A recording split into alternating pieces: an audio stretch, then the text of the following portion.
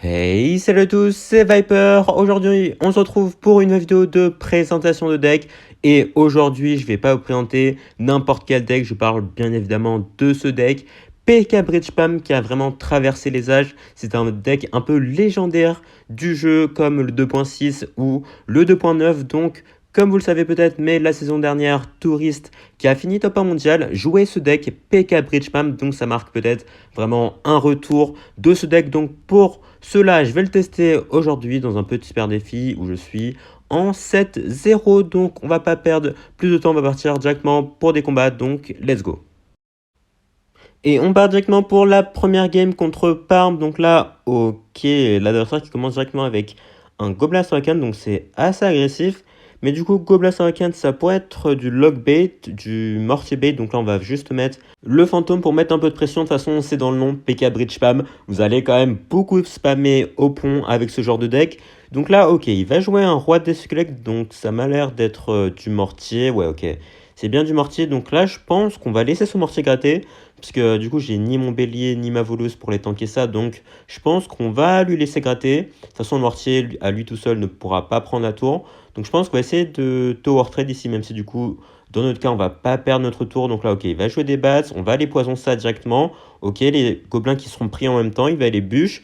Mais le PK qui a encore beaucoup de points de vie ici. Les gargouilles en plus. Ok, il y a une gargouille sur la tour. Et le barbare qui gratte aussi. Et du coup, les deux gargouilles sur la tour, est-ce que ça peut aller prendre la tour? Mais oui, et le zap qui était même inutile ici. Et voilà, bon bah ok, c'était un très bon trade ici.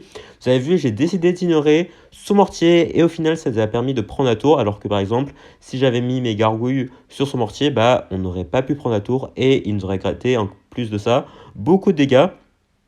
Donc qu'est-ce qui... Qu'est-ce qui tente là? Pourquoi il a mis son mineur de l'autre côté pour les tanker sur son Gobelin Sakan? Alors, je sais pas ce qu'il il a voulu tenter un move spécial, mais malheureusement pour lui, ça n'est pas passé. Donc là, comment il va défendre ça? Ok, il va mettre son roi de squelette. Donc, bah, nous. Ok, j'ai totalement raté l'électro-sorcier. Je voulais le mettre de l'autre côté. Bon, c'est pas super grave non plus. Donc là, petite voleuse, ok, il va mettre ses bats. Donc, on va essayer de garder notre zap. Au cas où, il a peut-être une armée de squelettes ou un gang de gobelins ici, donc la voleuse qui va se faire buter malheureusement. Bon, c'est pas grave, de toute façon là, on va juste se replier en défense. Écoutez, on n'a pas vraiment le besoin d'aller attaquer, donc bah on va pas essayer de risquer la game non plus. Donc là, ok, il va partir en mineur défensif, donc on va juste partir en PK fond de map. Est-ce qu'il va partir en mortier? Il va partir en mortier, donc hop. Petite voleuse ici. Ouh, ok, il avait une horde de gargouilles dans son deck. Ok, donc là, le petit poison qui va s'occuper de tout ça. Hop, les gargouilles sur le Gobelin Kraken quand même, parce que sinon son mortier va gratter quelques dégâts. Même si, de toute façon, là, vu l'avantage qu'on a, ça sera pas trop grave. Ok, le fantôme qui s'est totalement barré. Je voulais le mettre en sorte pour qu'il aille sur la tour de gauche, mais du coup, il va quand même retourner sur la tour de gauche, ok, grâce à son mortier, donc merci à lui. Et du coup, bah ouais, il a mis un mineur qui n'a servi à rien du tout. Et il semblerait qu'on puisse même aller chercher les 3 coins. Ouais, je pense qu'on va manquer un peu de temps. Mais bon, c'est pas grave. Ok, première game ici, vous avez vu, on a totalement atomisé l'adversaire parce qu'on a fait les bons choix. On l'a laissé gratter, certes, la moitié de notre tour, mais au final, on a réussi à prendre sa tour complète. Et après, une fois qu'on a pris l'avantage, bah, c'est encore plus simple. Et on part directement contre notre prochain adversaire. Ok, on a pas mal de troupes de défense en main de part, donc on va juste partir en fantôme derrière. Et du coup, il va mettre un petit feu à barbare, ok. Donc ça pourrait être du splashard, il joue un chevalier d'or également, donc c'est potentiellement de l'électro-géant. Donc là, en soi, on est plutôt bien si c'est le cas, parce que du coup, on aura le PK. Est-ce qu'il va mettre un canon en défense? Il va évidemment mettre un canon en défense, donc c'est bien de l'électro-géant. Ok, donc ça, c'est une plutôt bonne valette. Je pense qu'on a un plutôt bon match-up là, parce que du coup, on aura quand même pas mal de défense contre son électro-géant. Là, il va sûrement mettre son bomber pour aller arrêter ça. Voilà, c'était sûr. Donc là, hop. Petit sorcier électrique à droite qui devrait pouvoir s'occuper tranquillement de ça. Donc là, ok, c'est très agressif. Donc je pense que, hop, comme il est super agressif, on va répondre avec de l'agressivité aussi. Parce que là, il vient d'utiliser quand même beaucoup d'élixir pour aller défendre ça. Donc je suis pas sûr, voilà, qu'il ait de quoi défendre. Ok, oh, le balai de combat qui a poussé le fantôme royal sur la tour. Ok, bah ça c'est parfait. Donc là, on va devoir quand même spammer notre PK. Sinon, l'électro-géant qui va nous faire assez mal. Voilà, le PK qui devrait tout shot l'électro-géant, même si son Shredder va mettre quelques dégâts de l'autre côté, c'est pas très très grave non plus. Donc là, voilà, en vrai, j'hésite à mettre la voleuse éloignée ou la mettre directement sur le chevet d'or, mais je me suis dit que voilà, je voulais éviter que le chevet d'or mette trop de dégâts, du coup, la voleuse que j'ai mis sur le chevet d'or pour le faire retarget. Donc là, c'est parfait, le PK qui est sorti par le Phoenix, c'est pas très très grave. Bon, là, comme on a déjà pris sa tour, on a juste à s'occuper de la défense, on n'a pas trop de soucis à se faire, même si il cycle assez rapidement, on devrait pouvoir gérer ça, même si voilà, ok, il va mettre son over ici, donc là, petit fantôme royal, voilà, on va éviter quand même de se prendre trop de dégâts de sa part, et on peut même mettre un peu de pression avec le petit belé de combat au milieu, on a les gargouilles, plus un fantôme royal derrière, donc là, on va juste garder notre PK, voilà, à chaque fois qu'il va jouer son électro-géant, on va mettre le PK du même côté, comme ça, on est sûr d'assurer la défense. Là, après, il va potentiellement utiliser son chevet d'or avec son PK. Ouais, là, il va sûrement mettre sa tornade. Donc là, c'est pour ça que je vais éviter de mettre trop de troupes non plus. Voilà, là, c'était sûr. La tornade, son chevet d'or qui va dash sur la tour, mais c'est clairement pas assez pour prendre la tour. Voilà, on peut le laisser faire ça, honnêtement. Mais la voleuse, mais qu'est-ce que la voleuse fait? Attendez. Mais pourquoi elle est partie de l'autre côté, là? Ok. Ok, la voleuse qui a décidé de s'en foutre totalement. Bon, bah, on va partir en PK milieu de map ici. Il va sûrement la tirer avec l'électro-géant. Quoique, non. Bah, dans tous les cas, de toute façon, je pense qu'on a gagné parce qu'en 20 secondes, il aura clairement pas le temps d'aller prendre la tour ici. Voilà, et on peut. Non, on ne prendra pas sa tour malheureusement non plus. Mais c'est pas grave. Hop, le PK qui va déchirer la tour du roi et la tour de la princesse. Et voilà, l'adversaire qui a abandonné, il a bien compris qu'il n'aurait aucun moyen d'aller chercher ma tour ici. Donc là, parfait, vous avez vu, premier push, on a réussi à prendre sa tour. Donc là, c'est ce genre de match-up où il faut vraiment mettre beaucoup de pression. Et on enchaîne tout de suite contre Ice Beats. Donc là, ok, on a la voleuse en main départ, on a également le belé de combat. Donc on va juste aller recycler tranquillement, voilà, mettre un peu de pression avec nos cartes. Et il nous sort un prince ténébreux. Ok, donc prince ténébreux et un sorcier électrique. Est-ce qu'il jouerait du PK, mais avec par exemple un prince ténébreux à la place du fantôme réel? Ça, c'est très très possible, puisque je me souviens qu'à l'époque, ça se jouait, mais après, c'est vrai qu'en ce moment, je vois plus trop ça. Ouais, en plus, il a un zap, donc ça m'a l'air d'être ça. Donc, oh, il joue la version Phoenix en plus à la place des gargouilles. Ok, ah non. Ah mais pas du tout. Alors non, c'est pas du tout du PK, du coup c'est du géant double prince. Ouais, c'est vrai que le géant double prince est bien revenu en force, donc là on va essayer de protéger notre sorcier électrique avec le PK, parce que ouais, le sorcier électrique va être très très important là, pour aller défendre son phoenix plus son prince, il va les BDF en plus, donc ça lui coûte quand même pas mal d'élixir, et au final on défend parfaitement, on s'est juste pris les dégâts de la BDF, mais c'est pas très très grave. Donc je sais pas trop comment on est contre du géant double prince. Certes, on a le PK contre le géant, mais après, il a quand même les doubles princes qui peuvent faire un bon taf. Je me souviens qu'à l'époque, quand je jouais géant double prince, par exemple, en, en super défi, je m'en sortais plutôt bien contre le deck PK. Mais après, il faut vraiment avoir le bon cycle. Donc là, ok, il va mettre de la pression.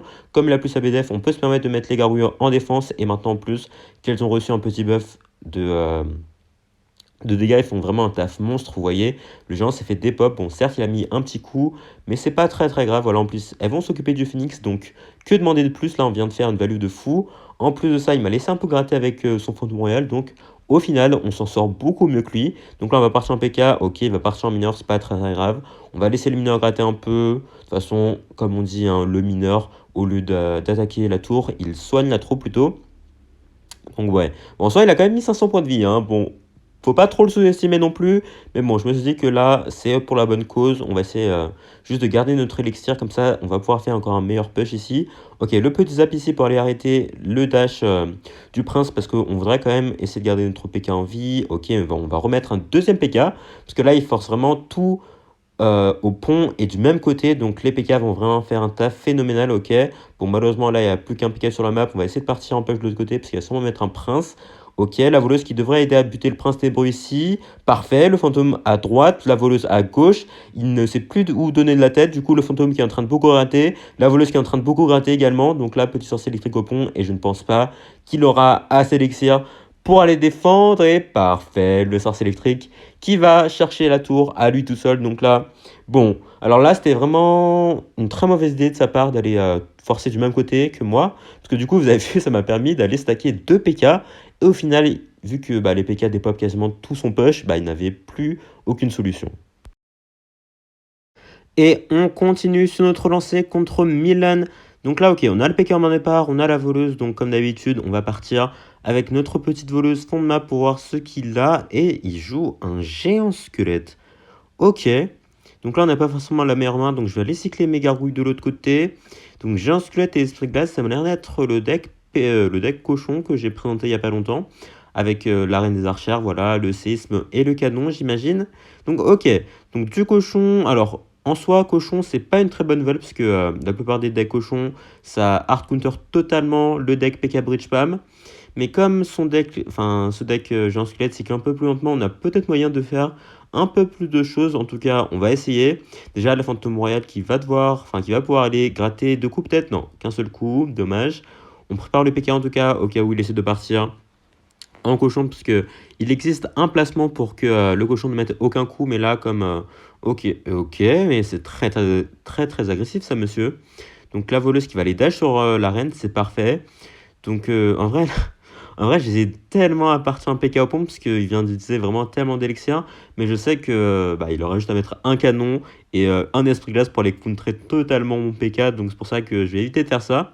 Donc là, on va juste repartir tranquillement. On va pas essayer d'être trop agressif non plus. Il faudra juste en double élixir et en x3 de faire des split push pour essayer de gratter un peu. Parce que là, je sais très bien que ce sera impossible pour moi d'aller passer. Il faut vraiment faire, par exemple, une très bonne défense et ensuite faire un gros counter push. Mais bon, là, pour le moment, ça va pas être trop possible. Donc, ok, pour défendre le géant squelette, on va devoir mettre les gargouilles, je pense. Parce que la voleuse, ouais, ne sera pas suffisante ici. Donc là, le géant squelette qui va mourir tranquillement. Est-ce qu'il va partir en reine ou pas?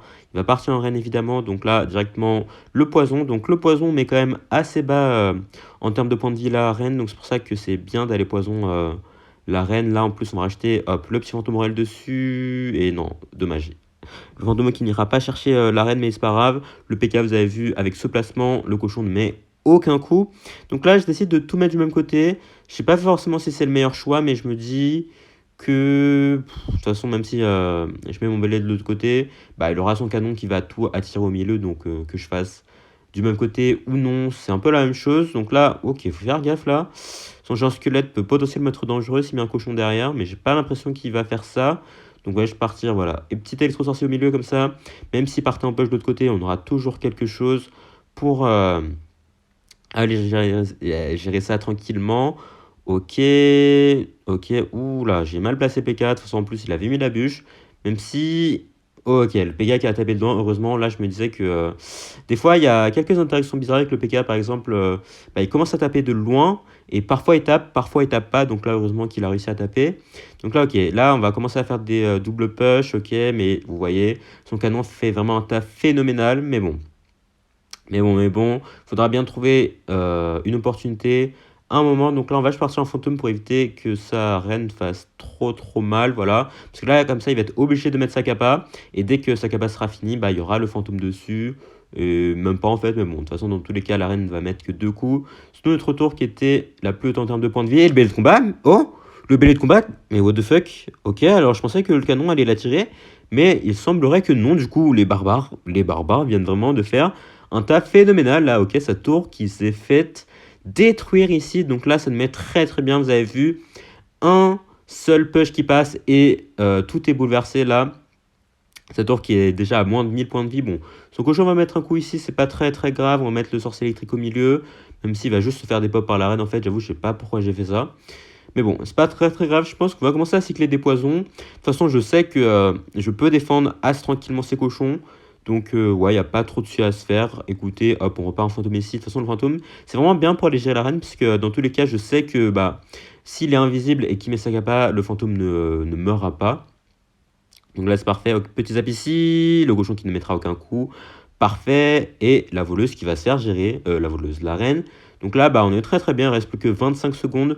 Dans la game, honnêtement, il n'y a pas vraiment beaucoup de monde où il puisse gagner, à moins que je déconnecte en plus. Oh, regardez son cochon qui est totalement bloqué. Oh, je suis mort. Ok, son cochon qui a fait vraiment le parcours du combattant juste pour se faire buter directement lorsqu'il a passé le pont. Donc, désolé au cochon, mais ce ne sera pas ton jour. Et même là, il y a le PK qui va le bloquer tranquillement. Voilà, même s'il met un coup, c'est pas grave. On avait une beaucoup trop grosse avance ici et il n'a rien pu faire. Donc là, vous avez bien vu. C'était un peu une bataille d'attrition et au final, c'est lui qui a craqué le premier et on a pu en profiter pour ensuite juste se replier en défense comme d'habitude, donc c'est parfait. Et on se retrouve donc actuellement en 11-0, c'est potentiellement la game des 12-0, donc ça ferait plaisir si on y arrive. Donc là, ok, on part directement avec le Fantôme Royal pour mettre un peu de pression et l'adversaire qui nous joue en Fantôme Royal également et des gobelins. Ok, ok, j'ai raté la voleuse ici, je vais racheter un zap. C'est peut-être un peu forcé, mais je me dis que voilà, on va essayer de garder quand même nos points de vie tant qu'on ne sait pas ce que l'adversaire nous joue ici. Donc il joue potentiellement un deck Bridge Spam, vu qu'il a le Phoenix, les Gobelins et le Fantôme Royal. Donc là, ouais, c'est potentiellement du Bridge Spam, donc on va faire attention ici.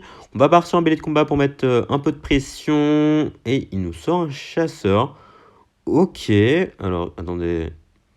ouais, ça m'a l'air d'être du Bridge Spam. Le petit chasseur, le petit phoenix, le petit fantôme royal. Donc là, on va se préparer au cas où il nous sortirait un cabelli ou quoi. Donc, ok, bon, j'ai un peu raté la voleuse, c'est pas super grave. Bon, on se fait gratter un peu là par mes quelques petites erreurs. Et. Ah! Oh non, j'ai raté le zap.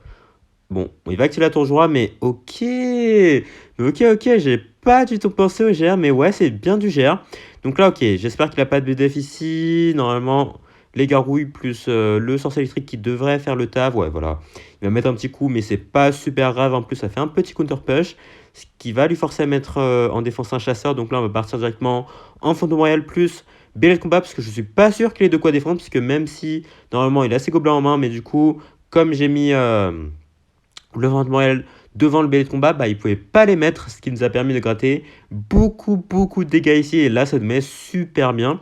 Donc je pense qu'on va laisser le Phoenix gratter un peu. On va juste mettre le zap quand même pour éviter qu'il nous gratte trop. Voilà, et la voleuse à gauche qui va s'occuper du Fantôme Royal tranquillement. Donc là, qu'est-ce qu'il va faire? On a un double élixir, il pourrait partir en GR, mais même si pas en GR, du coup, j'ai mon PK.